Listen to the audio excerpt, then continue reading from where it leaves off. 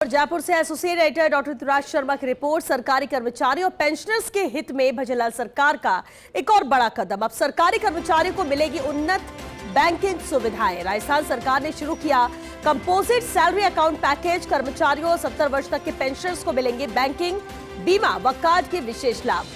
वित्त विभाग ने जारी किया है परिपत्र के अनुसार ये पैकेज सार्वजनिक क्षेत्र के 12 बैंकों के माध्यम से कराया जाएगा उपलब्ध, और इससे कर्मचारियों और पात्र पेंशनर्स को एक ही सैलरी अकाउंट के माध्यम से बेहतर बैंकिंग सुविधाएं, व्यापक बीमा सुरक्षा और आधुनिक कार्ड सेवाएं मिलेंगी। इसके तहत जीरो बैलेंस सैलरी अकाउंट, निःशुल्क नेफ्ट, आरटीजीएस, आईएमपीएस और यूपीआई लेन देन हो सकेगा। मुफ्त चेकबुक सुविधा, गृह, वाहन, शिक्षा व व्यक्तिगत ऋणों पर रियायती ब्याज दरें मिलेंगी। लॉकर किराए व ऋण प्रोसेसिंग शुल्क में भी छूट मिलेगी। और चलिए इस पर ज्यादा जानकारी के साथ associate editor doctor Rituraj Sharma हमारे साथ जुड़ चुके हैं।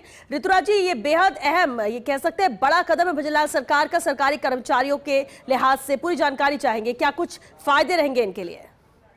देखिए श्वेता, ये जो बैंकिंग सेक्टर है यह अब काफी बदल गया है और हाल के डिजिटल युग में इसने एक नई आयाम ले लिया है।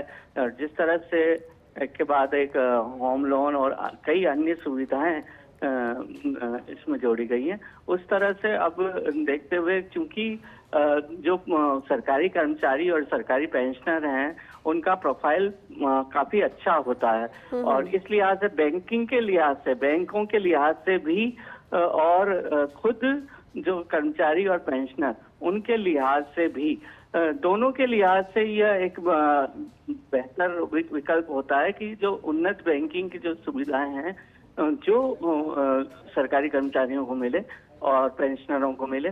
तो इसी कड़ी में जो अब चूंकि एक भेद था, जो सीमा थी वो भी मिट गई है कि हम पहले देखते थे कि ऐसी बैंकिंग सेवाएं खास तौर पर निजी बैंकों द्वारा दी जाती थी और वो निजी बैंक जो अपने पहचान स्थापित करना चाह रही हूँ, ये सरकारी बैंकों के में भी ये सारी सेवाएं उपलब्ध हैं और जिसमें कम जो ब्याज दर है उस पर ऋण सहित क्रेडिट और डेबिट कार्ड से जुड़ी जो अन्य सेवाएं हैं वो, और 0% प्रोसेसिंग शुल्क की कई सेवाएं हैं वो, ये तमाम जो बेहतर सेवाएं हैं वो उनको उपलब्ध हो सकेंगी। इसके लिए सार्वजनिक क्षेत्र के 12 बैंक सरकार चिन्हित करने जा रही है और इसकी भी अधिसूचना जल्द जारी हो सकती है।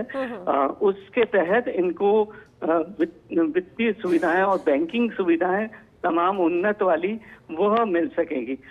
यह सरकार ने हालांकि स्पष्ट कर दिया है कि इस तमाम सुविधाएं वैकल्पिक होगी और किसी भी सरकारी कर्मचारी पर इसका पालन करने का दबाव नहीं होगा और अनिवार्य इसे लागू नहीं किया जा सकता।